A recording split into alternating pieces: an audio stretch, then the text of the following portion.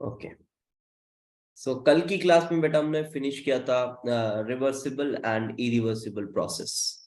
Reversible and irreversible process,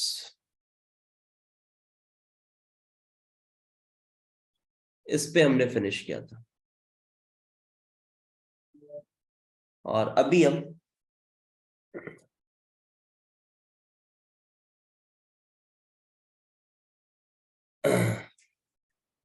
हम आगे बढ़ेंगे और reversible irreversible process I guess आप सभी को समझ में आ गया होगा कि क्या है।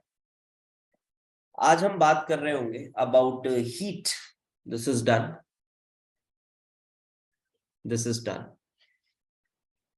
और अभी हम बात करेंगे हीट के बारे में। What is heat? तो हीट मैंने कल बताया था, it is a form of energy. Energy transfer करने का फॉर्म है ये, है ना। इस तरह से हमने कल हीट को डिफाइन किया था। एंड नाउ इसके आगे हीट को हम रिप्रेजेंट करते हैं क्यू से या फिर डीक्यू से।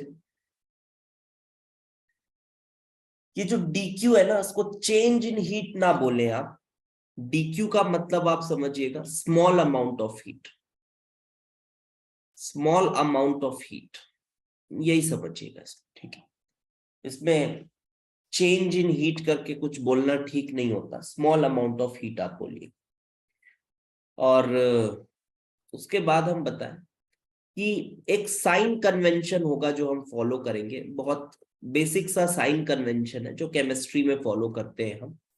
वो ये है कि अगर हम हीट सिस्टम को देंगे, heat given to the system, heat given to the system, तो उस हीट को पॉजिटिव माना जाएगा। Then heat taken away from system या फिर आउट ऑफ सिस्टम, ऐसा भी बोल सकते हो, टेकन आउट ऑफ सिस्टम, तो उस हीट को नेगेटिव माना जाएगा। ये साइन कन्वेंशन है, ये हम फॉलो करेंगे थ्रू आउट द चैप्टर। हम इस साइन कन्वेंशन को फॉलो करेंगे। और अब हीट से रिलेटेड एक और टर्म है जिसको हमें डिफाइन करना बहुत जरूरी बनता है, that is heat capacity. That is heat capacity. तो हीट कैपेसिटी बहुत बेसिक सा टर्म है। इसका मतलब है कि कितनी हीट देंगे आप, heat given to any substance, to any substance, to raise its temperature, to raise its temperature by 1 degree Celsius. 1 degree Celsius temperature बढ़ानी है तो कितनी हीट देनी पड़ेगी, दैट इज हीट कैपेसिटी। इसी में हम मोलर हीट कैपेसिटी भी डिफाइन करते हैं। मोलर हीट कैपेसिटी कल भी मैंने बताया था कि ये 1 मोल के लिए डिफाइंड है, और इसीलिए ये अमाउंट पे डिपेंड नहीं कर रहा था और ये इंटेंसिव प्रॉपर्टीज के अंदर आ रहा था। So molar heat capacity same यही चीज, heat given to 1 mole of substance. यहां भी टेम्परेचर बढ़ाना है, to raise the temperature, to raise its temperature by 1 degree Celsius. इसी तरह से स्पेसिफिक हीट कैपेसिटी भी है। स्पेसिफिक हीट कैपेसिटी सेम चीज, फॉर 1 ग्राम करोगे सब्सटेंस के तो उसको आप स्पेसिफिक हीट कैपेसिटी बोलोगे। अब एक छोटा सा एक रिलेशन यहां पे आता है, स्पेसिफिक हीट कैपेसिटी बोलोगे, बहुत बेसिक सी चीज है, ध्यान से देखना।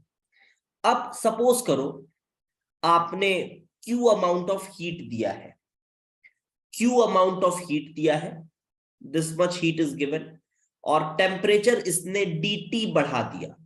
dt is the change in temperature. तो 1 डिग्री के लिए आपने कितना हीट दिया? तो सिंपल सी बात है, 1 डिग्री के लिए, 1 डिग्री सेल्सियस के लिए आपने Q बाय dt हीट दिया। तो this Q by dt is nothing but CV, not CV, it is simply C, heat capacity. Okay, it is simply heat capacity. तो यहां से मैं कहूंगा कि Q is equals to heat capacity into dt, which is quite a basic formula. Formula क्या बोलना है, definition से, यूनिटरी मेथड से निकल के आ गया। तो C इंटू dt। अब इसी तरह से Q is equals to NC dt, ऐसा भी बोल सकते हो। जब आप यहां पे टोटल मोल से मल्टीप्लाई कर रहे हो तो ये जो C है ये मोलर हीट कैपेसिटी है, तो मैं Cm लिख दे रहा हूं। इसी तरह से Q is equals to mCdt। तो यहां पे ये जो C है ये स्पेसिफिक हीट कैपेसिटी है, तो मैं कुछ इस तरह से लिख दे रहा हूं, ये स्पेसिफिक हीट कैपेसिटी है। ओके, तो ये बात तो समझ आती है, ये भी समझ आती। अब आगे बढ़ते हैं थोड़ा सा। और एक चीज मैं यहां बताऊं कि ये जो फॉर्मूला हम लगा रहे हैं ना, ये फॉर्मूला जो आप यूज करोगे, ये फॉर्मूला कभी भी आप फेस चेंज में या फिर कोई केमिकल चेंज हो रहा है तो यूज मत करना, उसमें यूज नहीं करना इस फॉर्मूले को। This formula can be used only, this formula can be used for a substance. आप एक सब्सटेंस के लिए लगा सकते हो, not in case of phase change और केमिकल चेंज, वहां आप इसको यूज नहीं कर सकते। सब्सटेंस की आइडेंटिटी चेंज नहीं होनी चाहिए। अब प्रोसेस डिपेंडेंट हीट कैपेसिटी को ही एक और कैटेगरी बनाई गई है, process dependent heat capacity. Process dependent ये क्या होता है, मतलब हीट कैपेसिटी आप निकाल रहे हो at constant volume, at constant volume, तो वो एक तरह की हीट कैपेसिटी है, इसको सीवी कह रहे हैं। आप हीट कैपेसिटी निकाल रहे हो एट कांस्टेंट प्रेशर, ये एक तरह की हीट कैपेसिटी है, सीपी कह रहे हैं। तो जनरली गैसेस के लिए हम इसको अलग अलग करके पढ़ते हैं। तो अब मैं आपको थोड़ा सा छोटा सा जो डिफरेंस है दोनों के बीच में वो बता देता हूं एक बार। तो देखो, खैर ये थोड़ा सा फर्स्ट लॉ पढ़ने के बाद ना और अच्छे से समझ में आएगा ये डिफरेंस, बट अभी मैं थोड़ा ऊपर ऊपर से बताता हूं। फर्स्ट लॉ पढ़ते वक्त मैं इसको फिर से एक बार लूंगा। तो सीवी का मतलब ये है कि आपने एक फिक्स्ड पिस्टन लिया है, फिक्स्ड पिस्टन लिया है, और आप इसमें क्या कर रहे हो, आप अंदर गैस के मॉलिक्यूल्स है और आप इसको हीट दे रहे हो। और हीट क्यों दे रहे हो, इसकी टेम्परेचर बढ़ाने के लिए। और उसके बाद आप इधर आ जाओ, सीपी मतलब कांस्टेंट प्रेशर है। तो कांस्टेंट प्रेशर मतलब कि आपका जो पिस्टन है वो मूवेबल है, बाहर के प्रेशर के साथ अंदर के प्रेशर को सेम रखने की कोशिश करेगा वो। पिस्टन मूवेबल है और मूवेबल पिस्टन को आप हीट दे रहे हो, आप हीट दे रहे हो टेम्परेचर बढ़ाने के लिए। तो बताओ किस प्रोसेस में ज्यादा हीट देनी पड़ेगी, किस प्रोसेस में ज्यादा हीट देनी पड़ेगी टेम्परेचर बढ़ाने के लिए। तो अभी खैर मैंने फर्स्ट लॉ नहीं पढ़ा है तो ये सवाल अभी पूछना बनता नहीं है, बट अगर किसी बच्चे ने पहले से थोड़ा बहुत पढ़ा हुआ है तो वो आंसर करेगा तो ठीक है। अदरवाइज मैं अभी थोड़ा सा ऊपर ऊपर से बता दे रहा हूं ज्यादा हीट कहाँ लगेगी, कहाँ ज्यादा हीट देना पड़ेगा। तो मेरी बात को समझो, क्या होता है ना कि यहां पे इस केस में क्या हो रहा है कि जितनी भी आप हीट दे रहे हो वो पिस्टन को ऊपर मूव नहीं कर रहा है, इसका मतलब कोई वर्क नहीं हो रहा है, क्योंकि पीवी वर्क पिस्टन के मूव होने से होता है। अभी डिराइव करूंगा, अभी टेंशन मत लेना कि सर ये वर्क वर्क तो अभी पढ़े नहीं है, अभी बता देंगे वर्क, वैसे पता होगा जिसको तो ठीक है। तो देखो, तो अगर पिस्टन मूव हुआ तो आपने जो एनर्जी दी है हीट के फॉर्म में वो वर्क करने में भी खत्म हो रही है, ठीक है, वर्क करने में भी खत्म होगी। लेकिन अगर पिस्टन फिक्स्ड है तो वर्क तो होगा नहीं, तो पूरी जो एनर्जी है वो सिस्टम की इंटरनल एनर्जी को बढ़ाएगी। वो पूरी एनर्जी, जो भी आप हीट एनर्जी दे रहे हो, वो पूरी तरह से इंटरनल एनर्जी को बढ़ाने का काम करेगी, क्योंकि वर्क तो हो ही नहीं रहा है। और इंटरनल एनर्जी बढ़ता है ना तो टेम्परेचर भी बढ़ता है। इंटरनल एनर्जी टेम्परेचर का फंक्शन होता है, ठीक है। तो इस वजह से यहां थोड़ा सा समझ में आ रहा है हमें कि यहां कम हीट दे के भी आप टेम्परेचर बढ़ा सकते हो, क्योंकि हीट कहीं भी वेस्ट नहीं हो रही है वर्क करने में। लेकिन यहां पे देखो, हीट जो है उसको वर्क भी करना है, उसको टेम्परेचर भी बढ़ाना है। तो समझ में आ रहा होगा आपको कि यहां जो है वो ज्यादा हीट देने की जरूरत है। More heat is to be given, ज्यादा हीट देने की जरूरत है टेम्परेचर बढ़ाने के लिए कांस्टेंट प्रेशर वाले समय। तो यहां पे आपका कांस्टेंट प्रेशर है, मतलब मूवेबल पिस्टन है, ठीक है। मैं लिख भी दे रहा हूं एक बार। और ये आपका फिक्स्ड पिस्टन है, दिस इज फिक्स्ड पिस्टन। तो ये बात तो समझ में आ गई होगी अभी लॉजिकली कि सीपी सीवी से बड़ा होता है। ऑल्दो इसका मैथमेटिकल डेरिवेशन भी करेंगे हम, इससे एक रिलेशन भी निकल के आता है, C P minus C V is equals to R. बहुत ही फंडामेंटल रिलेशन है, आप बहुत बार इसको यूज करोगे आगे। लेकिन ये मैं बता दूं कि ये रिलेशन हम आगे डिराइव भी करेंगे, और ये फॉर आइडियल गैस है, रियल गैसेस के लिए एप्लीकेबल नहीं है। तो ये थोड़ा सा मैंने अभी आपको सीपीसीवी इंट्रोड्यूस कराया है कि सीपीसीवी क्या है। अब देखो, अब यहां से गाड़ी थोड़ी सी आगे बढ़ेगी और एक टेबल है, हम उसके बारे में पढ़ेंगे। अब टेबल क्या है, जिसमें आप थोड़ा सा डिग्रीज ऑफ फ्रीडम वगैरह पढ़ते हो, डिग्रीज ऑफ फ्रीडम वगैरह पढ़ते हो, ठीक है। अब मैं बता दूं, ये जो डिग्रीज ऑफ फ्रीडम है ये एक्चुअली में फिजिक्स में आप पढ़ते हो, ठीक है। तो हम यहाँ डिग्रीज ऑफ फ्रीडम वगैरह को पढ़ने नहीं वाले हैं, ठीक है। वो टेबल जो मैं बताऊंगा उस टेबल को आप थोड़ा सा ध्यान रखना। बट फॉर्मेलिटी के लिए मैं थोड़ा डिग्रीज ऑफ फ्रीडम पे 2-4 मिनट अपन बात कर सकते हैं कि ये है क्या। ऑल्दो इसका केमिस्ट्री से ज्यादा कुछ लेना देना नहीं है, आप फिजिक्स में इसको काफी डिटेल में पढ़ोगे, पढ़ा भी होगा आई गेस, ठीक है। तो डिग्रीज ऑफ फ्रीडम पहले मैं डेफिनेशन लिख देता हूं, और फिर उस टेबल को, जिस टेबल को मैं कहूंगा उसको आपको याद रखना है। वो टेबल बड़ी इंपॉर्टेंट है, बहुत सारे क्वेश्चंस ऐसे होंगे जो उस टेबल के बिना ना आप स्टार्ट भी नहीं कर पाओगे, फंस जाओगे। तो वो इंपॉर्टेंट टेबल है। तो डिग्रीज ऑफ फ्रीडम क्या है, this is number of independent variables, independent variables required to define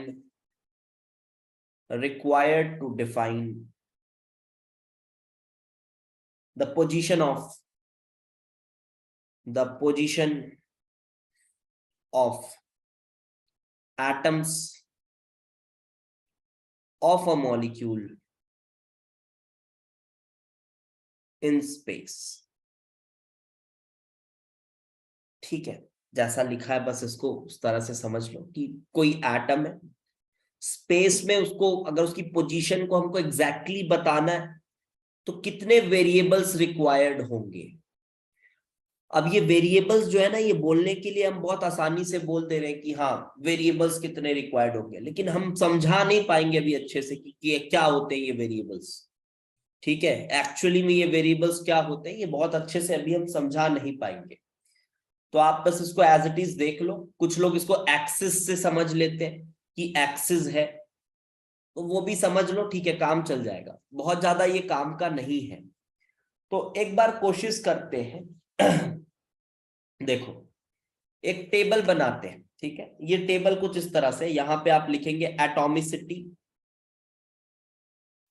इधर लिखेंगे आप एटॉमिसिटी, फिर इधर लिखेंगे आप सीवी की वैल्यू और सीपी की वैल्यू, ठीक है। सीवी और सीपी की वैल्यू लिखेंगे, सीवी और सीपी की वैल्यू, सीवी एंड इधर लिखेंगे सीपी, दैट्स इट। इतनी चीज आपको ध्यान रखनी है। और ये कहां से आया है मैं वो भी बता दूंगा, ये कहां से आया है ये भी बता दूंगा। इसमें ना चलो आप ऐसे भी लिख लो, degrees of freedom, translational degree of freedom और रोटेशनल डिग्री ऑफ फ्रीडम, इसको भी लिख सकते हो। एक और होती है, that is vibrational degree of freedom, but ये वेरी हाई टेम्परेचर्स पे एक्टिव होती है, वेरी हाई टेम्परेचर्स पर एक्टिव होती है। तो जनरली इसको आप इग्नोर करते हैं जब तक क्वेश्चन में कुछ ना दिया हो। एटॉमिसिटी मोनो एटॉमिक गैस है, फिर डाई एटॉमिक गैस है, या फिर ट्राई एटॉमिक लीनियर गैस है, और जो नेक्स्ट लास्ट आता है ये पहला है, ये दूसरा है, और जो तीसरा है वो है polyatomic, polyatomic non linear gases, non linear gases. 3 तरह से कैटेगराइज करा गया है। अब अगर मैं बोलूं, देखो अगर मैं इसको एक्सिस से समझाने की कोशिश करूं, तो translational degree of freedom mono atomic gas है, तो ट्रांसलेशनल डिग्री ऑफ फ्रीडम क्या होगी? Translational degree of freedom will be simply 3, ठीक है, इट विल बी सिंपली 3, क्योंकि 3 एक्सिस है, आप ऐसा बोल सकते हो। एक ट्रांसलेशनल मोशन को एक्सप्लेन करने के लिए वी नीड 3 एक्सिस, 3 एक्सिस में वो मोशन कर सकता है, इधर इधर और इधर। सो हमने बोल दिया 3। डाई एटॉमिक की बात करी जाए, डाई एटॉमिक की बात करी जाए, तो diatomic will also have degree of freedom 3, ये भी 3 degree of freedom, translational degree of freedom 3। अच्छा, आप नहीं तो सीधे आप सीवी की वैल्यू देखो, सीवी की वैल्यू इज 3/2r, यहां पे अगर बोला जाए तो 5/2r, और यहां पे बोला जाए तो इट इज 3r। इधर बोला जाए तो सीपी क्या होता है? सीपी होता है सीवी प्लस आर, अभी पीछे हमने देखा। तो this is 5/2r and this is 7/2r and this is 4r, ठीक है, ये वैल्यूज है। और ये कहां से आया है? अगर आप ये सोच रहे हैं कि ये कहां से आया है, तो ये बेटा कुछ फॉर्मूलाज है, आपने एक लॉ पढ़ा होगा। दीज आर, मैं लिख दे रहा हूं, दीज आर कॉन्क्लूजन्स फ्रॉम, कहां के कॉन्क्लूजन है ये? Law of equipartition, law of equipartition. अब ये लॉ क्या होता है और क्या है वो आप फिजिक्स में पढ़ेंगे। आपको बस मैं बोलूं, आपको इतनी सी बात ध्यान में रखनी है, ठीक है, आपको इतनी सी बात ध्यान में रखनी है, आपको इतनी सी बात ध्यान में रखनी है, बस दैट्स इट। बाकी सब इधर उधर आप उसमें पढ़ लोगे, मैं फॉर्मेलिटी के लिए फिर भी लिख दे रहा हूं एक बार। These are from law of equipartition of energy. अब यहां पे मैं लिख दे रहा हूं कुछ रिलेशंस, जैसे कि अगर आपको टोटल डिग्री ऑफ फ्रीडम का फॉर्मूला चाहिए, so this is equal to 3n, this is equal to 3n, और यहां पे मैंने इंक्लूड किया है vibrational, including vibrational, vibrational degree of freedom को भी इंक्लूड कर लेंगे।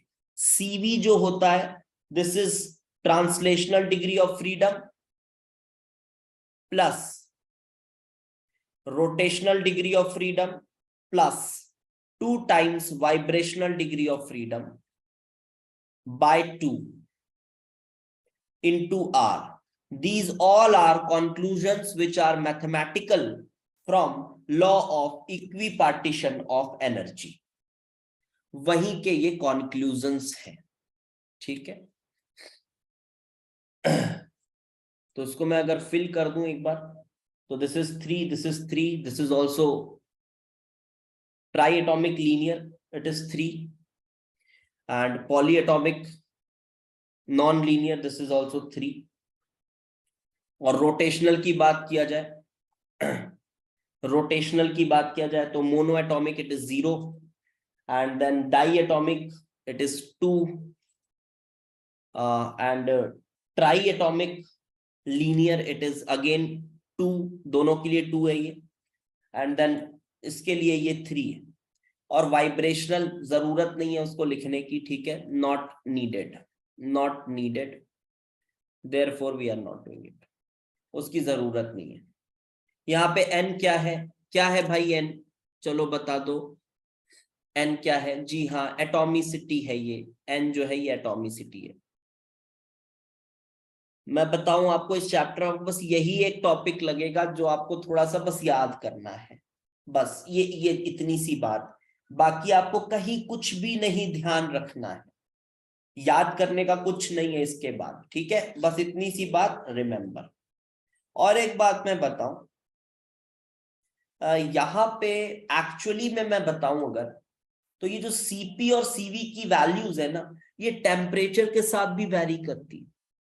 एक्चुअली ये टेम्परेचर के साथ भी वैरी करती है, बट यहाँ ये अजम्पशन लिया गया है कि टेम्परेचर के साथ वो वैरी नहीं कर रही है, ठीक है, कि टेम्परेचर के साथ वो वैरी नहीं कर रही है, ये अजम्पशन लिया गया है। Here assumption has been taken that Cp and Cv are not depending upon temperature. और मैं बता दूं, जब तक क्वेश्चन में अलग से ना बोले कि at very high temperature where vibrational degrees of freedom are also to be considered, ऐसा जब तक ना बोले तब तक आपको इसको कंसिडर नहीं करना है, ठीक है, तब तक आपको इसको कंसिडर नहीं करना है। ओके, आगे बढ़ते हैं।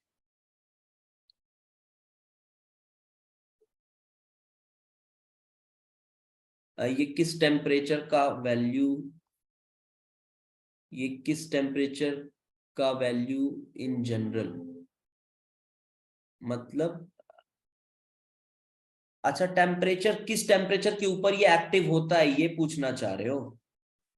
ये लगभग मैं बताऊं अबव 500 डिग्री के आसपास मान लो, अबव 500 डिग्री। हीट कैपेसिटी जो है वो एटॉमिसिटी पे डिपेंड करती है। जी हाँ, एटॉमिसिटी पे डिपेंड करती है। क्यों डिपेंड करती है एटॉमिसिटी पे, इसका कोई अच्छा नहीं, ये यहीं से कॉन्क्लूजन आ रहा है। सीपीसीवी जो है वो एटॉमिसिटी पे डिपेंड करती है। ये फील नहीं होगा, ये फील नहीं होगा, ठीक है, फील वाला फैक्टर नहीं है। 3/2R जो लिखे हैं वो किस टेम्परेचर पे है, ये एक्सक्लूडिंग वाइब्रेशनल है बेटा, एक्सक्लूडिंग वाइब्रेशनल, ठीक है, और आपको भी क्वेश्चन में वही यूज करना है, एक्सक्लूडिंग वाइब्रेशनल। बल्कि फिजिक्स में आप इसका डिटेल भी पढ़ोगे कि इनर्शिया विनर्शिया से पढ़ोगे आप कि वहां क्यों 2 हो रहा है, ये क्यों 2 है, क्यों 0 है, वो सब भी चीजें आप पढ़ोगे, ठीक है। चलो देखो आगे। तो ठीक है, ये था टाइम पास, और अब शुरू होता है the most important part which is work done. अब शुरू होता है the most important part, that is work done. ये बिल्कुल एक टाइम पास था, ये जो हमने अभी टेबल पढ़ा, this was just a time pass. और अब आते हैं वर्क डन पे। तो कल हमने बात की थी कि वर्क भी एनर्जी ट्रांसफर का एक मोड है। तो हमने पीवी वर्क के बारे में बात की थी, तो अभी हम फॉर्मूला बताएंगे कि पीवी वर्क एक्चुअली फॉर्मूला क्या है, वर्क का फॉर्मूला क्या है और उसके पीछे की आइडिया क्या है। देखो, इसको मैं बताऊं आपको एक बात कि फिजिक्स और केमिस्ट्री में वर्क को डिफाइन करने का तरीका जो है ना वो थोड़ा अलग अलग है, थोड़ा अलग अलग तरीके से वर्क को डिफाइन किया गया है। और मैं ये बिल्कुल संकोच नहीं करूंगा ये बात बोलने में कि केमिस्ट्री में जो वर्क को डिफाइन किया गया है इट इज फार बेटर, ठीक है, it is far better, it is far more conceptual and logical. काफी अच्छे तरीके से यहाँ वर्क को डिफाइन किया गया है, समझ में आता है, और इसके साथ जो आगे का चैप्टर आपका चलेगा काफी स्मूथली आपको लगेगा, हाँ यार ये बिल्कुल लॉजिकल लग रहा है। तो चलिए देखते हैं वर्क डन को किस तरह से डिफाइन करना है। सबसे पहले बेटा आप ऐसा इमेजिन करो कि आपने यहां पे रखा हुआ है गैस, आपने रखा हुआ है गैस और इसमें लगाया हुआ है आपने ये ऐसा कुछ स्टॉपर, ठीक है, अंदर है गैस, यहां लगाया हुआ है कुछ स्टॉपर, और यहां आपने रखा है कोई मास m, यहां कोई मास m रखा है। एक चीज और इमेजिन करो कि बाहर जो है ना वो पूरी तरह से वैक्यूम है, बाहर ना पूरी तरह से वैक्यूम है, बाहर और कुछ नहीं है, कोई बाहर का प्रेशर नहीं है, सिर्फ ये जो m है ये प्रेशर लगा रहा है गैस पर, ठीक है। अब क्या किया हमने, अब हमने इस स्टॉपर को हटा दिया, तो स्टॉपर को हटाया तो ये पिस्टन ऊपर की तरफ गया क्योंकि उस पर थोड़ी प्रेशर कम हुई। तो जब स्टॉपर को हटाया तो ये सपोज करो पिस्टन यहां तक चल के चला गया, इट इज गैस, और ये मास जो है ना वो हटाया नहीं है मैंने, मास अभी भी रखा है, ध्यान रखना, मास अभी भी रखा है, मास को नहीं हटाया है। तो ये गैस है, ये ऊपर की ओर गया। तो अगर हम देखें, अगर हम देखें तो हम बोलेंगे कि ये जो है ये DH, ये DH हाइट तक ऊपर गया है। तो ये बताओ मुझे कि ये M मास की क्या चेंज हुई है, कुछ चेंज हुआ है?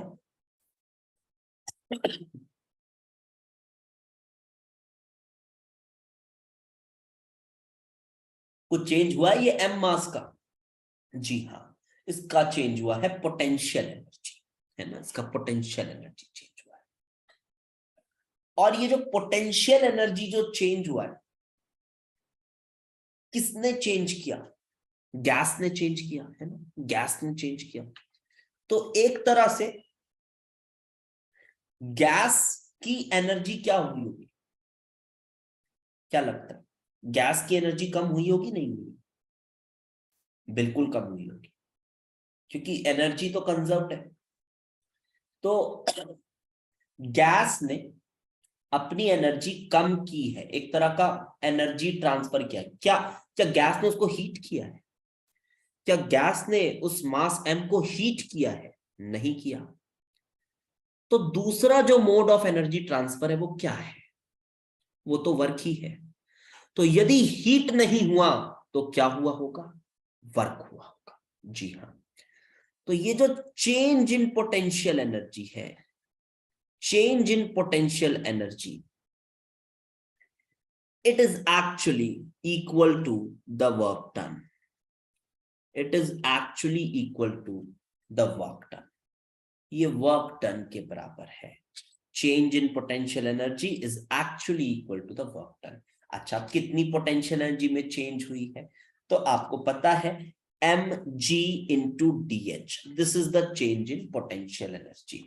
अभी मैं थोड़ा मैग्नीट्यूड की बात कर रहा हूं क्योंकि इसका साइन कन्वेंशन मैं बाद में भी बताऊंगा। mg into dh, अब आप क्या करो, आप इसमें मल्टीप्लाई करो a, डिवाइड करो a। a क्या है? ये पिस्टन का एरिया ऑफ क्रॉस सेक्शन है, ये 3D फिगर है ना, थोड़ा समझ लीजिए। पिस्टन का एरिया ऑफ क्रॉस सेक्शन है, तो यहां मैं लिख दे रहा हूं area of cross section of piston, piston का एरिया ऑफ क्रॉस सेक्शन। तो आप यहां पे बहुत इजीली mg अपॉन a को लिख सकते हो। This is nothing but force upon area which is pressure, which is pressure multiplied by, this is change in volume, this is change in volume, so pressure multiplied by change in volume। अच्छा, अब ये बताओ कि जो pressure है कौन सा pressure है? अंदर का प्रेशर है, बाहर का प्रेशर है? कौन सा प्रेशर है ये? ऑब्वियसली सर बाहर का प्रेशर है क्योंकि मास m का प्रेशर है, गैस का प्रेशर की बात नहीं हो रही। किसका प्रेशर है ये मास m का प्रेशर है। तो ये जो फॉर्मूला हम लिखेंगे, it should be correctly written as P external into dV if I talk about work का magnitude. If I talk about work का magnitude, it should be P external into dV. It should be P external into dV. This should be the formula. But जो sign conventions है ना, वो तो कुछ और ही है. तो साइन कन्वेंशंस देखो, साइन कन्वेंशंस क्या है? तो साइन कन्वेंशन यहां कुछ ऐसा है कि work done by the system, बहुत सीधी सी बात है, work done by the system. अरे यार ये जूम में ग्लिच है कुछ, कैमरे का पता नहीं. Work done by the system, work done by the system will be negative. ठीक है, इसको नेगेटिव वर्क मानेंगे.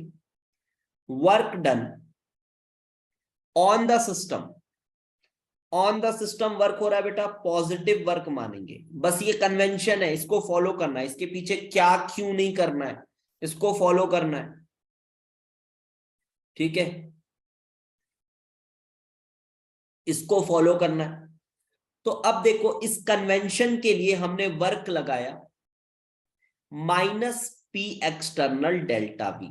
ये फॉर्मूला हम यूज करेंगे, minus P external delta V. This will be the formula which we will use.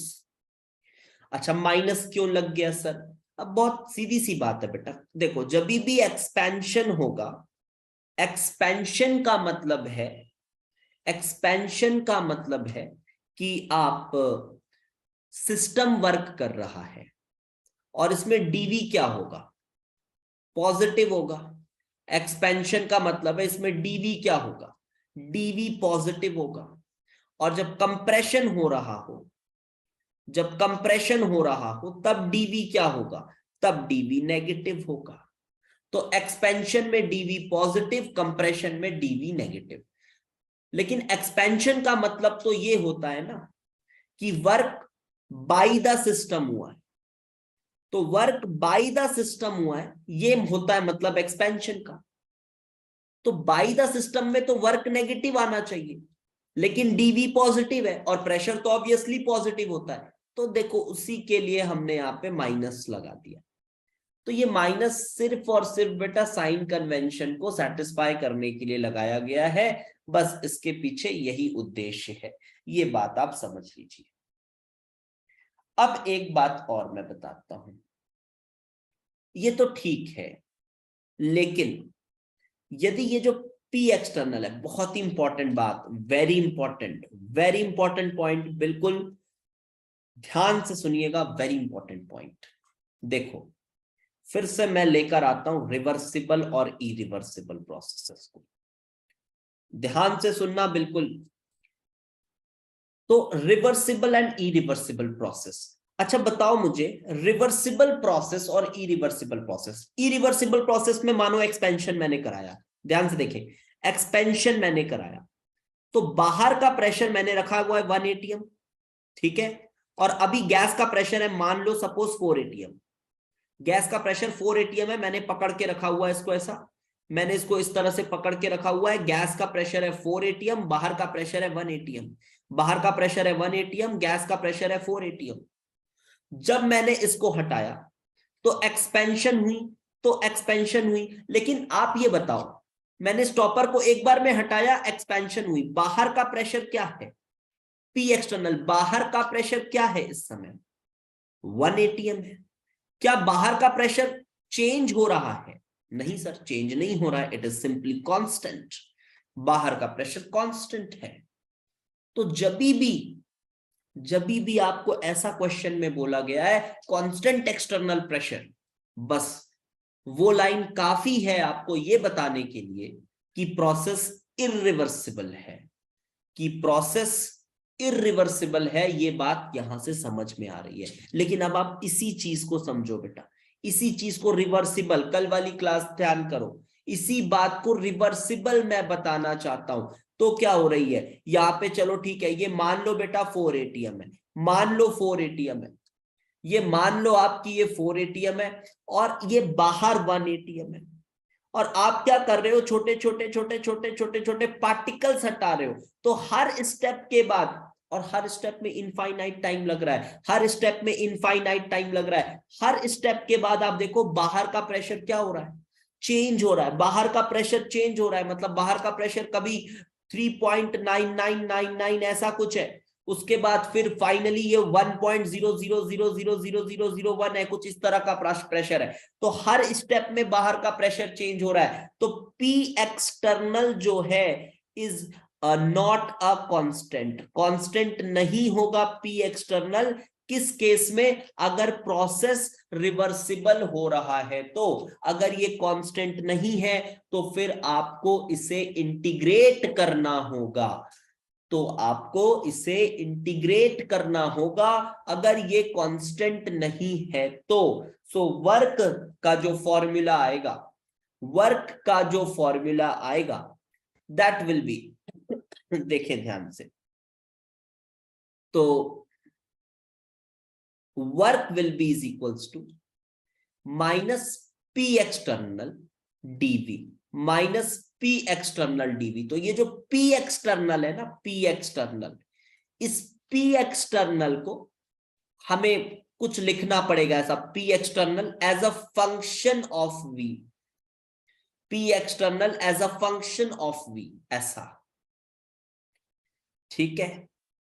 और जब अब फंक्शन ऑफ V वो पता रहेगा हमें, तब हम उसका वर्क निकाल पाएंगे। अभी ये सब हम बहुत यूज करेंगे बेटा, लेकिन फंडामेंटल्स को अच्छे से समझो।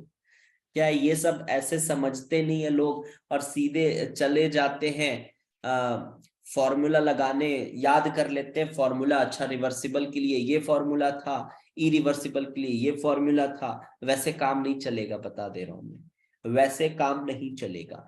सर इरिवर्सिबल में कांस्टेंट कैसे हो रहा है, समझ नहीं आया बेटा। बता मुझे एक बात कि P एक्सटर्नल की बात हो रही है ना, P एक्सटर्नल की बात हो रही है, we are talking about P external.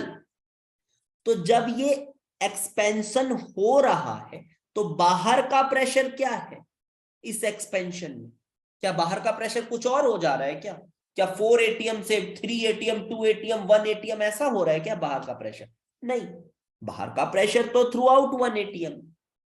लेकिन यहां पे तुम देखो, रिवर्सिबल में देखो, बाहर का प्रेशर थ्रू आउट 1 ATM नहीं है, थ्रू आउट 1 ATM बाहर का प्रेशर नहीं है। इस बात को समझिए। ये आपने कुछ यहाँ पे वो रखा हुआ है पार्टिकल्स, और आप एक एक करके हटा रहे हो तो बाहर का प्रेशर धीरे धीरे धीरे धीरे कम हो रहा है। तो यहाँ पे हम ये कह रहे हैं P एक्सटर्नल कांस्टेंट नहीं है। और 2-3 इसलिए नहीं हो रहा क्योंकि वो जल्दी से आ रहा है। जी हाँ, इसीलिए आइसोबारिक रिवर्सिबल कुछ नहीं होता। जी हाँ, आइसोबारिक रिवर्सिबल आप पढ़ते भी नहीं हो इसीलिए, है ना। आप रिवर्सिबल इरिवर्सिबल कहाँ पढ़ते हो? सिर्फ आप सिर्फ आइसोथर्मल और एडियाबैटिक प्रोसेसेस में पढ़ते हो, ना तो आइसोबारिक में पढ़ते हो, ना तो आइसोकोरिक में पढ़ते हो। अभी खैर उस पर चर्चा नहीं कर रहा, वो आएगा हमारे टॉपिक में, बस अगला वही आने वाला है। थोड़ा सा बस और अच्छे से समझते चले, ठीक है। तो आज थोड़ा सा बिना वीडियो के मैनेज करो यार, कुछ ग्लिच आ रहा है ये, तो आप चैट में बिल्कुल पूछ सकते हो ना ऐसा। तो चलिए देखिए, तो work is equals to this. अब वर्क जीरो कब होगा? Work done can be zero, work done can be zero. Zero कब हो सकता है वर्क? पहला, जब एक्सपेंशन वैक्यूम के अगेंस्ट हो रहा हो, when expansion is against vacuum. तो वैक्यूम के अगेंस्ट अगर एक्सपेंशन हो रहा हो तो P एक्सटर्नल तो कुछ है ही नहीं, कराते जाओ expansion. This is called the case of free expansion, this is called the case of free expansion, इसी को कहते हैं फ्री एक्सपेंशन। कराते जाओ, एक्सपेंशन होगा ही नहीं। एक्सपेंशन होगा बट वर्क डन हम नहीं मानेंगे। सेकंड, आप ये बोल सकते हो जब डेल्टा V जीरो हो, और डेल्टा V जीरो हो मतलब कैसा प्रोसेस होगा वो? Isochoric process. कल बताया था आइसोकोरिक प्रोसेस में वर्क नहीं होता, वर्क नहीं होता आइसोकोरिक प्रोसेस में। और बताया था ये भी बात आपको बेटा कि ये रिजिड कंटेनर में ऐसे प्रोसेसेस कैरी आउट कराए जाते हैं, रिजिड कंटेनर में कराए जाते हैं ना। अब आगे बढ़ते हैं और हम अब अगले टॉपिक की तरफ बढ़ते हैं। तो हीट समझ आया है, हीट कैपेसिटी समझ आई है और वर्क समझ आया है, और अब हम आगे बढ़ चले हैं इंटरनल एनर्जी पर। Yes, the very next topic that we are going to discuss is internal energy. तो देखो इंटरनल एनर्जी क्या है। अब मैं बोलूंगा कि इंटरनल एनर्जी तो भाई देखो एक सिस्टम है, एक सिस्टम है। अब सिस्टम के अंदर जितने भी पार्टिकल्स हैं उनके हर टाइप की एनर्जी की सम, ठीक है। तो सम of all kinds of energy, all kinds of energy of particles present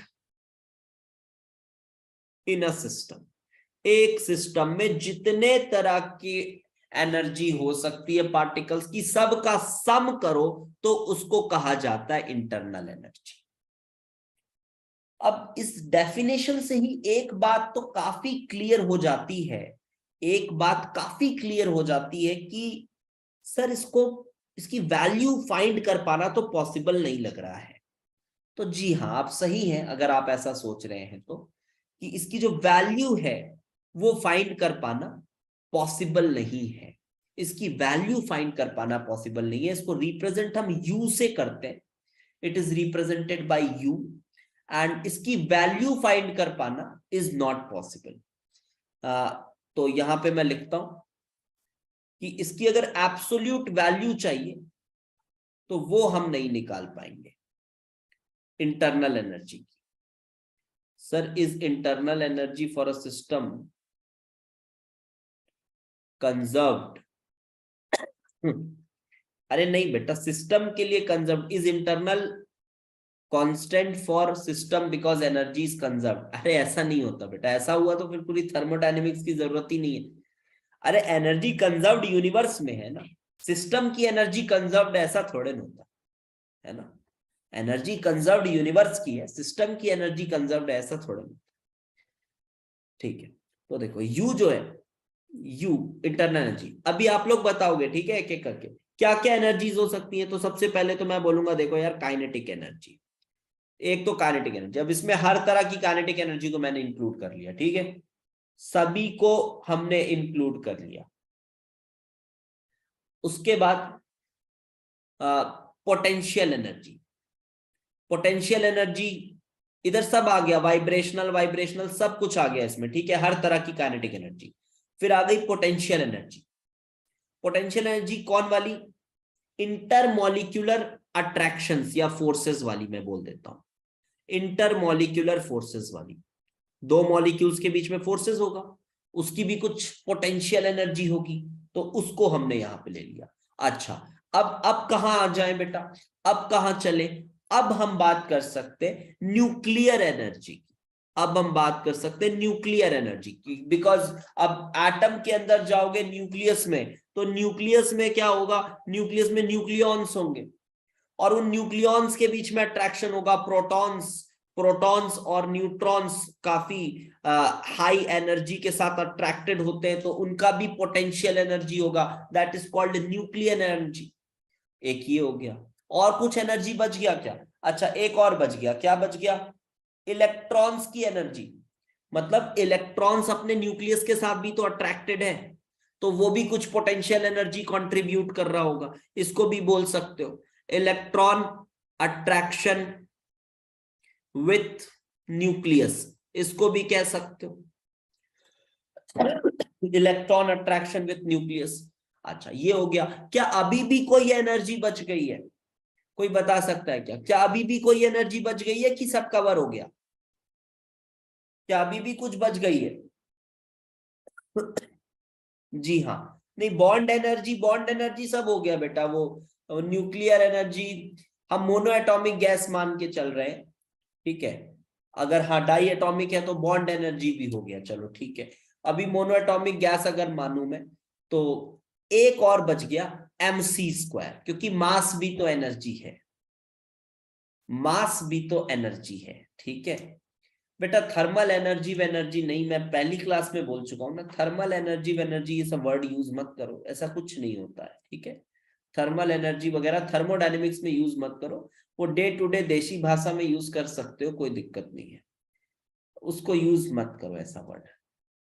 kinetic energy, potential energy, दो ही तरह की एनर्जी बताई है मैंने। ये न्यूक्लियर भी एक तरह का पोटेंशियल ही है, ये भी एक तरह का पोटेंशियल ही है, ठीक है। लेकिन ये इंटरमॉलिक्यूलर है और ये लोग इंट्रामॉलिक्यूलर है, क्योंकि ये एटम्स एटम्स के अंदर लगने वाले हैं। अब एक बात ये बताएं हम कि जो एब्सोल्यूट वैल्यू है उसको तो हम फाइंड नहीं कर सकते।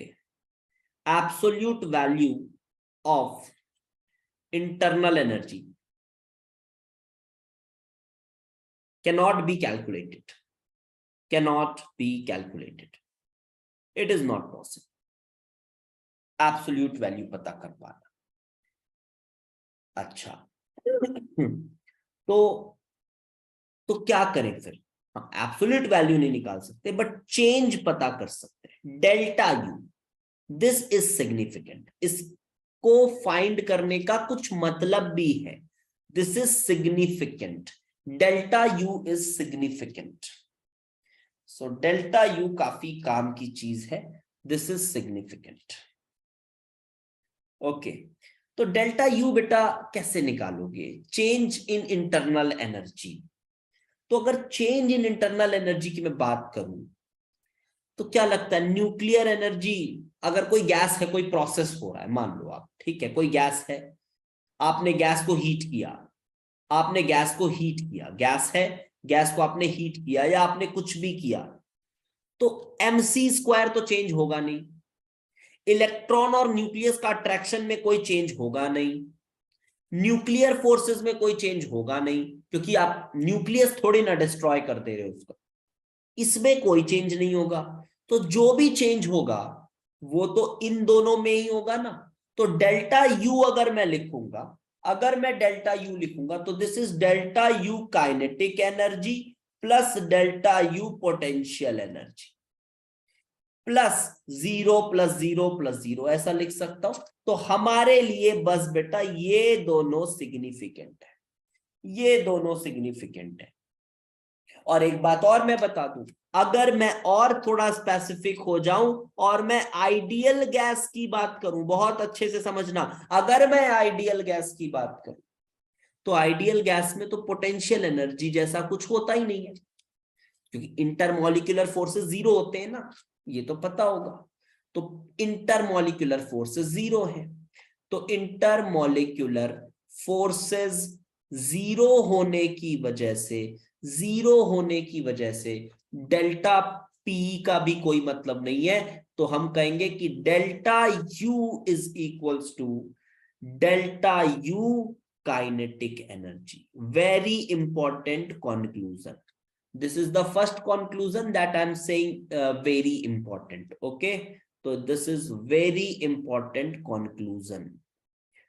क्या कंक्लूजन निकला कि अगर हम आइडियल गैस की बात करें, अगर हम आइडियल गैस की बात करें तो इंटरनल एनर्जी का चेंज मतलब उसकी काइनेटिक एनर्जी का चेंज, मतलब उसकी काइनेटिक एनर्जी का चेंज। और काइनेटिक एनर्जी सिर्फ किसका फंक्शन था, kinetic energy was a function of temperature, was a function of temperature, yesterday only we discussed and this is also true, है ना। हाँ हाँ भैया स्टेट फंक्शन है, आ रहा हूं ना उस पे, आ रहा हूं, स्टेट फंक्शन है, आ रहा हूं। तो kinetic energy is a function of temperature and delta U also depends only upon kinetic energy for an ideal gas। तो हम क्या लिखें, क्या कंक्लूजन बना यहां से, तो ये बना है कि for an ideal gas, for ideal gas जो U है वो सिर्फ किसका फंक्शन है, टेम्परेचर का। आई होप ये बात समझ आई कि यहां तक बात समझ में आ गई कि नहीं, ये बताओ। ये समझ में आ गया क्या? आगे बढ़ूं मैं इसके बाद अभी? ये बता दो, क्लियर है? ओके, ठीक है। तो u is a function of temperature only, ठीक है। अब आगे बढ़ते हैं। तो u जो है ये टेम्परेचर का फंक्शन है। Then if we move ahead, अब अगर आगे बढ़ा जाए तो क्या देखने को मिलेगा, देखो। सो अभी u जो है वो स्टेट फंक्शन है, ये भी मैं बता दूं, u is a state function, u is a state function, u state function. अब u स्टेट फंक्शन है, इसको प्रूव करना अगर है तो ये यूलर्स रेसिप्रोसिटी से प्रूव होता है। और आप अभी चैप्टर आगे पढ़ते जाओगे तो आपको ये फील भी हो जाएगा, कोई खास प्रूफ का जरूरत नहीं लगेगा इसके लिए। आप बहुत बार इसको प्रूव होता हुआ देखोगे, अभी आगे के चैप्टर्स में बहुत बार इसको प्रूव होता हुआ देखोगे। तो अभी कोई ऐसा इसका डायरेक्ट प्रूव करने का जरूरत नहीं है। बट अभी ये जो मैं बताने जा रहा हूं ये चीज, ये एक एडवांस डिस्कशन है, इसको आप थोड़ा अच्छे से समझिएगा, ठीक है। ये एक एडवांस डिस्कशन है, इसको आप थोड़ा अच्छे से समझिएगा, अच्छे से समझिएगा इसको। देखिए, पहले तो मैं आपसे ये पूछूं कि अगर मुझे डेल्टा यू का फॉर्मूला बताना है, आपने क्या फॉर्मूला रटा हुआ है, जल्दी बताइए। डेल्टा यू का सबसे फेमस फॉर्मूला कौन सा रटा हुआ है? Which is that most famous formula for delta U?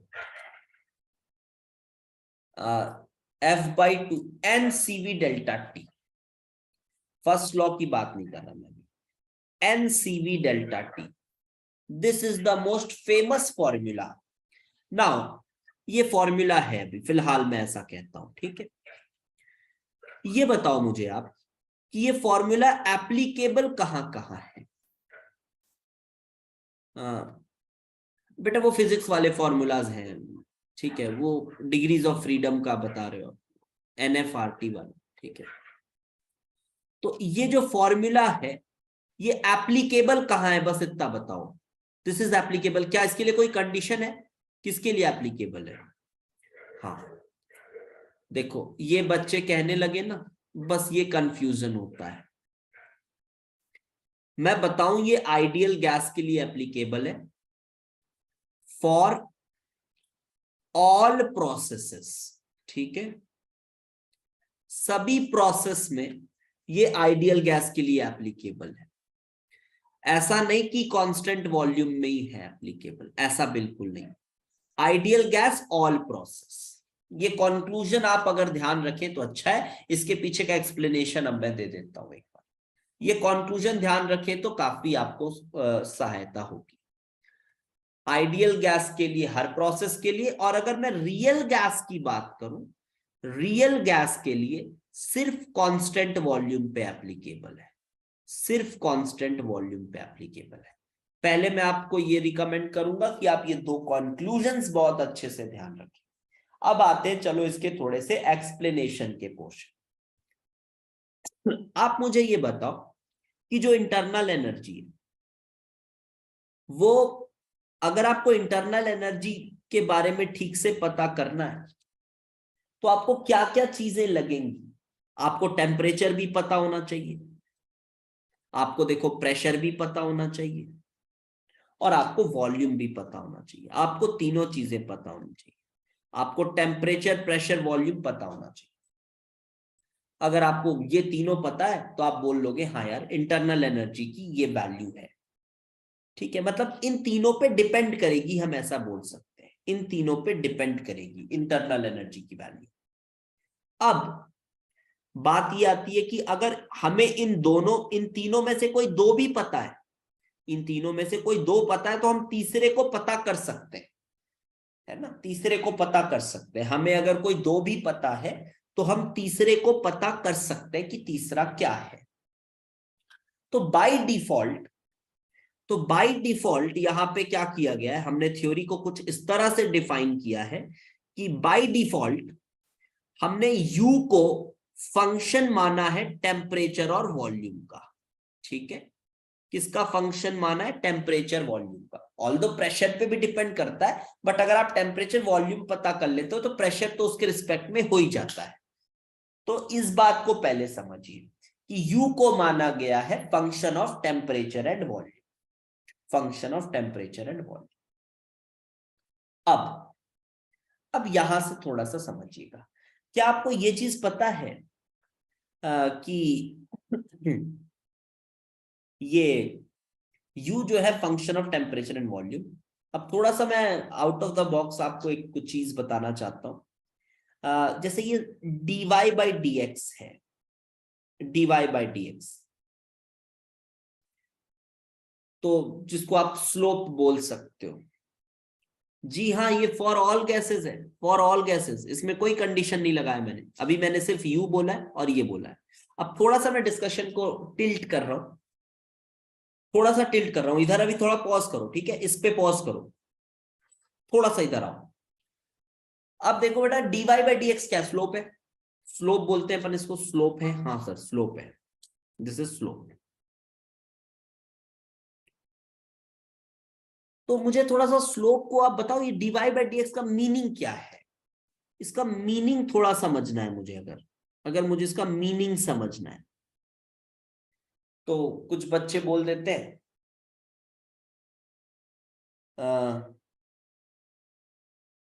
कुछ बच्चे बोल देते हैं रेट ऑफ चेंज, है ना, rate of change with Y, Y with respect to X. लेकिन इससे कुछ मीनिंग अच्छे से समझ में नहीं आता। How function Y changes with respect to, बस इंग्लिश बोल दो, लगता है कि हाँ सही बोल रहे हैं, इंग्लिश बोल रहे हैं, विथ रिस्पेक्ट टू, है ना, ऐसा ही तो लगता है, लेकिन मीनिंग अच्छे से नहीं समझ आता है। Small change in Y by, yes, Akshit ने अभी ठीक मीनिंग बताया है, जिस मीनिंग की मैं तलाश कर रहा था। देखो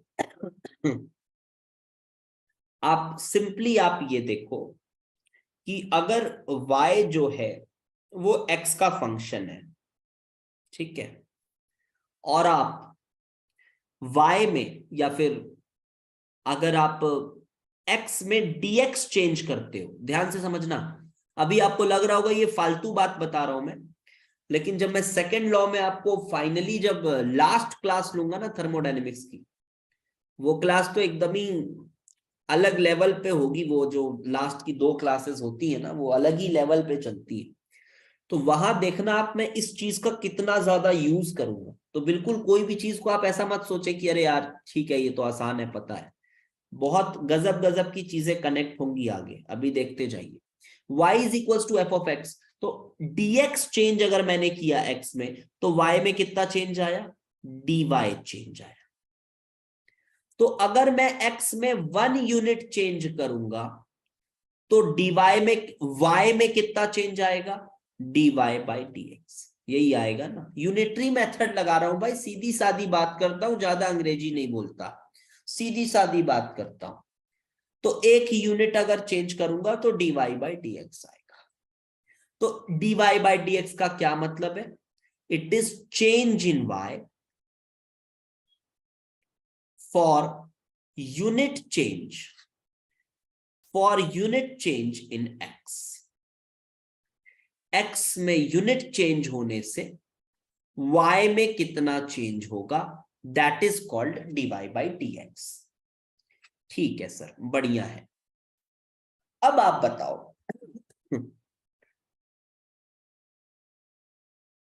अब आप ये बताओ कि जब हम यहां पे u is equals to F T V लिख रहे हैं, ठीक है, एफ टीवी लिख रहे हैं, तो जब मेरे को ये बताना है कि टोटल u में कितना चेंज हुआ, तो मैं कैसे लिखूंगा? अब आप चाहो तो उसको रट भी सकते हो, लेकिन रटने का कोई फायदा नहीं, आप थोड़ा समझने की कोशिश करो।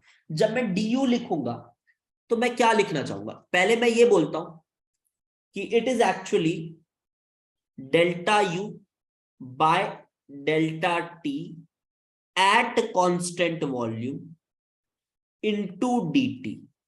ये शुरू में थोड़ा बच्चों को समझ में नहीं आता है, बट बहुत इजी है, आपको समझ आ जाएगा। देखिएगा, अगर आपने स्लोप का मीनिंग समझा है तो du by dv at constant t into dt, ये कुछ ऐसा है। क्या मतलब है इसका? इसका मीनिंग क्या है? सॉरी, यहां पे dt लिख दिया मैंने, गड़बड़ है ये। इंटू dv ये लिखना पड़ेगा, इंटू dv। तो इसको अब थोड़ा सा रीड करो। देखो बेटा, u में कितना चेंज होगा, u में कितना चेंज होगा, तो हम इसको कैसे बोल सकते हैं कि मान लो वॉल्यूम कांस्टेंट है, मान लो वॉल्यूम कांस्टेंट है, तो कांस्टेंट वॉल्यूम पे du बाई dt मतलब टेम्परेचर में यूनिट चेंज करने पर u में कितना चेंज आया। देखो, समझ पा रहे हैं अपन? टेम्परेचर में यूनिट चेंज करने पर, यहां से देखेंगे, टेम्परेचर में यूनिट चेंज करने पर u में कितना चेंज आया, दिस। तो ये यूनिट चेंज के लिए हो गया, तो टोटल चेंज टेम्परेचर में dt का है, तो इंटू dt।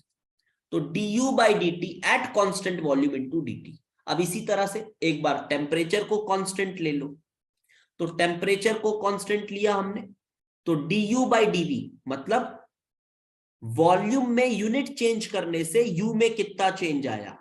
फिर से सुनना मेरी बात, वॉल्यूम में यूनिट चेंज करने से u में कितना चेंज आया इनटू टोटल वॉल्यूम में कितना चेंज हुआ। तो कुछ इस तरह से मैथमेटिकली लिखा जाता है इसको, पार्शियल डेरिवेटिव के फॉर्म में। लोग इसको सिर्फ लिख के छोड़ देते हैं, है ना, लेकिन मैंने कोशिश की आपको समझाने की, आपको समझ आया तो अच्छी बात है, नहीं तो इससे कुछ एग्जाम में नहीं आएगा, ये बात मैं बता दे रहा हूं, ठीक है? एग्जाम में कुछ नहीं आएगा, बट समझना जरूरी है। मतलब ऐसा मैं बोल सकता हूं क्या?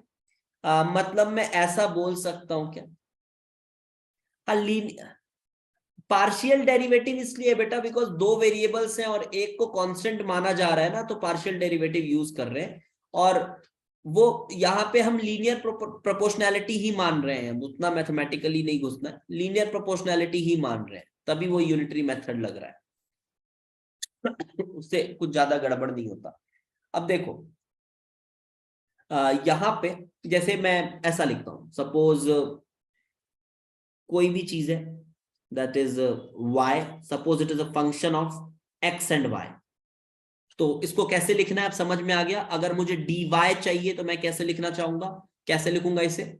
इसको मैं लिखूंगा y में change with change in x at constant y into total change in x plus y में change with unit change in y at constant x into dy। कुछ इस तरह से लिखूंगा, ठीक है? ये इसी चीज को मैंने यहां पे लिख दिया। अब थोड़ा ध्यान से, ये मैंने लिख दिया, एक बार फिर से लिख लेंगे आप लोग तो आपको अच्छे से समझ में आएगा। u is equals to function किसका माना गया है, t एंड v का फंक्शन माना गया है। तो बेटा du को क्या लिखा जाएगा, du को लिखा जाएगा du by dt at constant v into dv plus du by dv at constant t into dv। ऐसा, सॉरी यहां पे थोड़ा सा मैंने गलत लिख दिया है, देख लेते हैं। ये दिस शुड बी dt ना, this should be dt, this should be dt। तो कुछ इस तरह से आप लिखेंगे। अब आगे बढ़ते हैं। अच्छा मुझे ये बताओ, ये बताना, बड़े ध्यान से बताना कि ये du का फॉर्मूला जो है ये किसके लिए एप्लीकेबल है, किसके लिए एप्लीकेबल है? आइडियल गैस की रियल गैस, किसके लिए एप्लीकेबल है बताओ? आइडियल की रियल?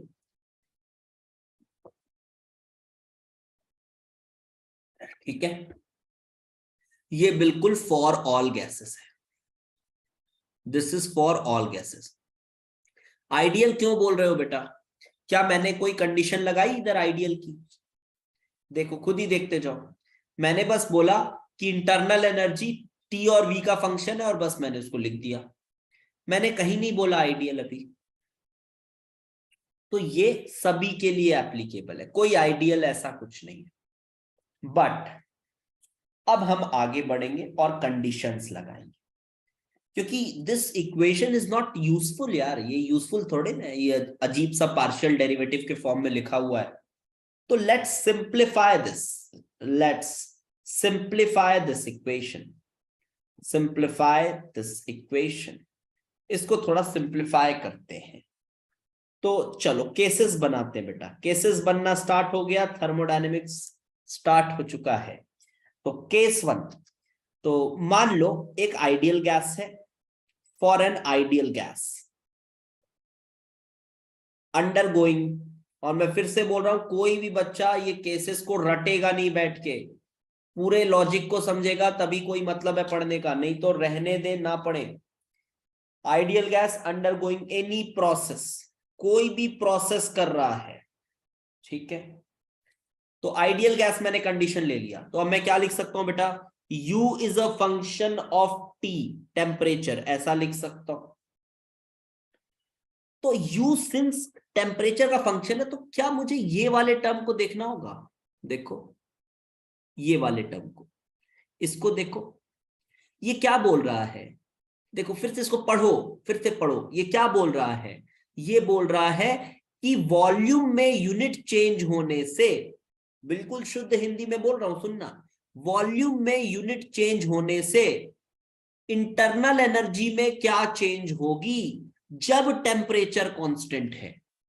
अरे भाई तो जब टेम्परेचर कांस्टेंट है तो जीरो चेंज होगी ना, बिकॉज आइडियल गैस के लिए यू तो टेम्परेचर का फंक्शन है सिर्फ।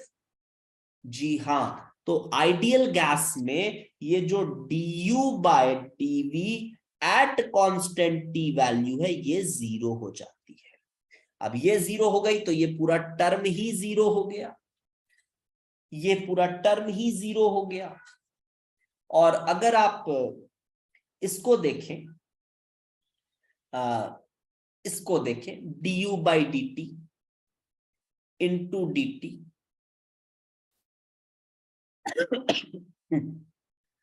रिपीट मैं कर दे रहा हूं, रिपीट कर दे रहा हूं, एक बार इसको फिनिश कर दो फिर रिपीट कर दे रहा हूं।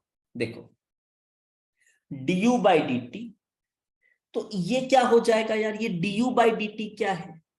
अब थोड़ा सा ना मेरे को यहाँ पे फर्स्ट लॉ लिखना पड़ेगा एक बार आपको समझाने के लिए। फर्स्ट लॉ क्या होता है अभी पढ़ाया नहीं है, बट थोड़ा सा यहाँ पे बता देता हूँ। फर्स्ट लॉ होता है कि du is equals to Q plus W, ठीक है। इंटरनल एनर्जी में जो चेंज होगा, this is equal to Q plus W. अब आप यहाँ पे देखो, what is this, constant volume है, ध्यान से देखना बेटा, कांस्टेंट वॉल्यूम है, कांस्टेंट वॉल्यूम है तो वर्क जीरो होगा, और वर्क जीरो होगा तो हीट जो है वो किसके बराबर होगी, du के बराबर होगी। तो ये जो du है कांस्टेंट वॉल्यूम पर, ये एक्चुअली हीट के बराबर है, समझ आ रही है बात? जो du है कांस्टेंट वॉल्यूम पर वो एक्चुअली हीट के बराबर है, this is equal to heat. तो हीट अपॉन dt ये क्या हो जाएगा, हीट अपॉन dt ये क्या हो जाएगा, so this is nothing but at constant v, this is nothing but cv, this is nothing but cv, this is heat capacity। अभी पीछे बताए थे बेटा q by t, ये देख लीजिए, दिस वाज हीट कैपेसिटी, आज की क्लास शुरू ही इसी से हुई थी, q by dt, this was c। तो यहां कांस्टेंट वॉल्यूम पर लिखा हुआ है ये टर्म कांस्टेंट वॉल्यूम पे लिखा हुआ है, ध्यान से समझना। ऐसा नहीं बोल रहा मैं कि प्रोसेस कांस्टेंट वॉल्यूम पे हो रहा है, ये टर्म कांस्टेंट वॉल्यूम पे लिखा हुआ है, दोनों में डिफरेंस है। फिर से सुनना, ये टर्म कांस्टेंट वॉल्यूम पे लिखा हुआ है, प्रोसेस कांस्टेंट वॉल्यूम पे हो रहा है ऐसा नहीं बोला जा रहा। तो this is CV, this is CV.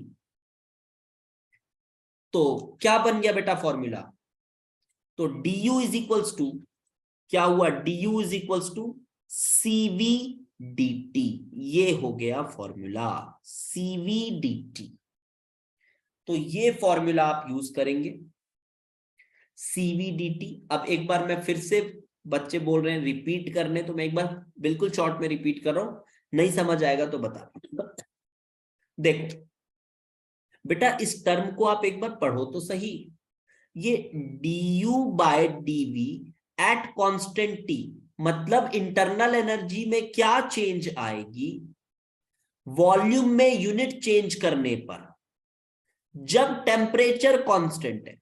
अरे भाई तो जब टेम्परेचर कांस्टेंट है तो आइडियल गैस के लिए इंटरनल एनर्जी में तो कोई चेंज नहीं आनी चाहिए, क्योंकि इंटरनल एनर्जी सिर्फ टेम्परेचर पे ही डिपेंड करता है आइडियल गैस के केस में, तो इस वजह से ये टर्म जीरो हुआ। एंड डी जो है कांस्टेंट वॉल्यूम पर डी जो है वो हीट के बराबर होता है, तो यहां Q/dt लिखे, और Q/dt कुछ और नहीं, हीट कैपेसिटी है। ये स्पेसिफिक या मोलर कुछ नहीं लिखा है मैंने सिर्फ कहा हीट कैपेसिटी है, हीट कैपेसिटी है, हीट कैपेसिटी है। तो अब ये जो फॉर्मूला है ना, अब आप उसको समझ सकते हैं।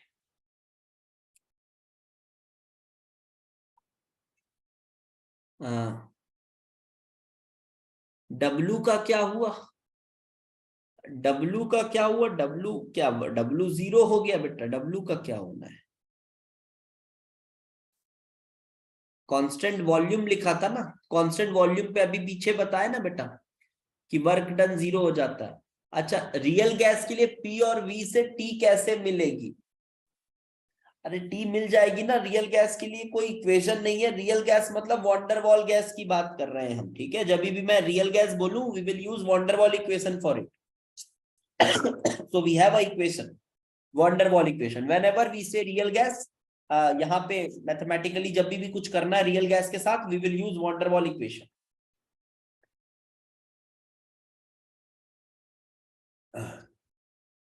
ओके, तो फॉर्मूला क्या बना भाई, तो ये फॉर्मूला बना है अपना du is equal to N C V dt। जब ये n लिखा है तो ये cv क्या है, अब टोटल मोल से इनटू कर रहा है तो ये मोलर हीट कैपेसिटी होगी, इसमें कोई ज्यादा बड़ी बात तो है नहीं। और इसी तरह से du इज इक्वल टू, अगर mcv dt लिखा है तो अब ये cv जो है ये स्पेसिफिक हीट कैपेसिटी है, ठीक है। और ये फॉर्मूले में हमने कहीं भी नहीं बोला कि प्रोसेस कांस्टेंट वॉल्यूम पर हो रहा है, ध्यान से फिर से समझना इस बात को, कांस्टेंट वॉल्यूम पे प्रोसेस हो रहा है ये कहीं नहीं बोला, ये तो वॉल्यूम वाला टर्म यूज किया है, वो टर्म तो उसमें था ही, उसके डेफिनेशन में था, उसको हमने कहीं से इंट्रोड्यूस नहीं किया, उसकी डेफिनेशन में था। तो ये क्या अभी सभी बच्चों को ये कंक्लूजन समझ आया, ये मुझे जल्दी से बता दे, क्या ये कंक्लूजन समझ आ गया पहला वाला, okay yes.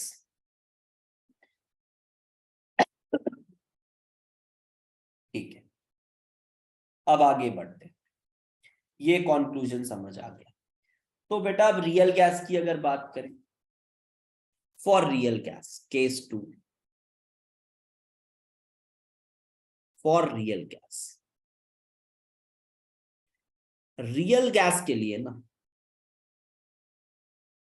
Sir heat capacity is equals to molar heat capacity कैसे किए, कहां किए heat capacity is equals to molar heat, अरे यहां पे अरे ये सी कैपिटल स्मॉल करके अलग अलग लिख देते हैं, इसलिए मैंने समझाया ना, अरे ये सीवी है, सीवी मतलब टोटल हीट कैपेसिटी, ठीक है, टोटल। अब अगर यहाँ पे एन सीवी लिखा हुआ है तो ये जो सीवी होगा ये मोलर हीट कैपेसिटी होगा, ये लो एम लिख लो यहां समझने के लिए, एम से रिप्रेजेंट कर दो, तो molar heat capacity into total moles करूंगा तो टोटल हीट कैपेसिटी ही बनी ना, ये तो एक्चुअली में टोटल हीट कैपेसिटी ही बनी ना। वैसे यहां पे ये स्पेसिफिक है तो चलो एस लिख लो, क्या जाता है, तो वही बात है, इसमें कुछ वो नहीं। ना फॉर रियल गैस, अच्छा रियल गैस के लिए तो दिक्कत हो जाएगी यार, बताओ रियल गैस के लिए क्या ये जीरो होगा, ये जो टर्म था हमारा, चलो एक बार फिर से लिख रहा हूं मैं यू, डी यू को मैं फिर से लिख रहा हूं क्योंकि आप बार बार देखो तो बार बार आपको अच्छे से दिखेगा तो समझ में आएगा। तो डी यू को मैं फिर लिख रहा हूं, D U by D T at constant V into D T plus D U by D V at constant T into D V, ये लिखा हमने। अब पिछले केस में तो हमने इसको जीरो कर दिया था, बट रियल गैस में पोटेंशियल एनर्जी भी होती है भाई, अरे भाई रियल गैस है पोटेंशियल एनर्जी भी होती है, तो इसमें हम du by dv at constant t को जीरो नहीं कह पाएंगे, जीरो नहीं कह पाएंगे। अब क्या करें, दिक्कत तो यही आती है। अब क्या करें, तो सर du का फॉर्मूला ये लिखो, क्या करोगे अब? du का फॉर्मूला लिखो आप cv dt। अब देखो, जब मैं cv अकेला लिख रहा हूं ना बेटा, तो वो टोटल हीट कैपेसिटी है, और n लगा के लिख रहा हूं तो वो मोलर है, ठीक है। तो ncv dt plus du by dv at constant t into dv। ठीक है, एक चीज तो समझ आती है सर, कि अगर देखो ये फॉर्मूला है रियल गैस के लिए। अब अगर मैं कंडीशन लगा दूं आइसोकोरिक का, आइसोकोरिक प्रोसेस का, आइसोकोरिक प्रोसेस का अगर मैं कंडीशन लगा दूं, तब dv जीरो हो जाएगा, और इस dv के जीरो होने की वजह से ये पूरा टर्म ही समाप्त हो जाएगा, और तब du का फॉर्मूला बनेगा NCVmdt। तो ये देखो आप, रियल गैस के लिए ये तभी एप्लीकेबल है जब प्रोसेस आइसोकोरिक हो। तो ये रियल गैस के लिए ओनली आइसोकोरिक प्रोसेस में एप्लीकेबल है। ये बात आपको अच्छे से दिमाग में बैठ जानी चाहिए।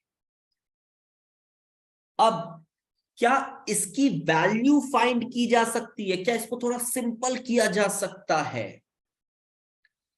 तो जी हाँ, किया जा सकता है। लेकिन अब आप इसके पीछे का मैथमेटिक्स अगर आप पूछोगे तो मैं पूरी मैथमेटिक्स नहीं बताने वाला। मैं आपको उसका सिर्फ ये बोल सकता हूं मैं कि उसका मैं आपको एक फॉर्मूला बता दूंगा, और वो कैसे आया है वो उस पे हम बहुत ज्यादा चर्चा नहीं करेंगे। और ये जो पोर्शन है ये मैक्सिमम बहुत जगह आपको नहीं पढ़ाया जाता है, और आप नहीं पढ़े होंगे ज्यादातर बच्चे, ठीक है। बट इसको अगर हम पढ़ते हैं ना, तो इसका यूज करके बेटा आगे कुछ बहुत अच्छे कंक्लूजन्स मैं निकाल सकता हूँ थियोरेटिकल, जो कि किसी भी साल जेईई एडवांस में पूछा जा सकता है। सुनना मेरी बात अभी, ये जो du बाई dt है ना, du by dv at constant t, this is actually equal to t into dp by dt at constant v minus p। अब इस फॉर्मूले को फील व्हील करने की कोशिश नहीं करना है, फील नहीं हो पाएगा, ये फॉर्मूला असंभव है। This is mathematically proven, and ये हायर स्टडीज में आप इस फॉर्मूले को पढ़ते हैं। This is mathematically proven, and we are not concerned about the proof. This is mathematically proven, we will just take this result here.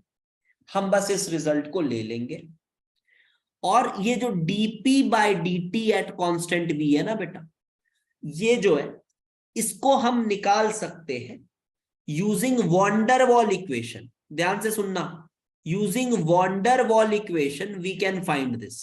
अगर आपके पास बहुत टाइम है ना, तो आप इसको चेक भी कर लेना, फिर जो फाइनल रिजल्ट मैं बताऊंगा।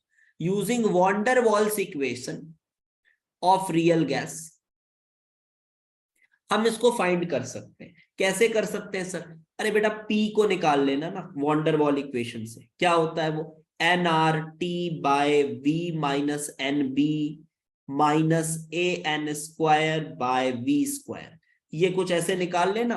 उसके बाद अब आप इसको डिफरेंशिएट कर देना। देखो, dp by dt at constant v, ये तो किया जा सकता है।